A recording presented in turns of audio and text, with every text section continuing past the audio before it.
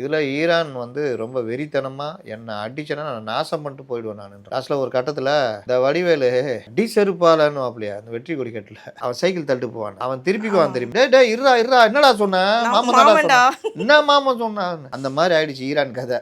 இவரே என்னடா என்ன இவரே பயந்து போய், ஏன்னா இப்போ இது அக்டோபரில் எலெக்ஷன் வருது அவருக்கு அங்க. ஆமா.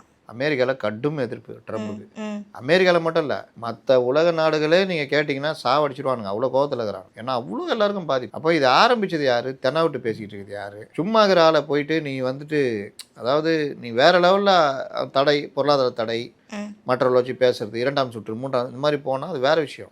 போட்டு உள்ளே அடித்து எல்லாருக்கும் அதனுடைய பாதிப்புன்றப்போ எல்லாருக்குமே கோவம்.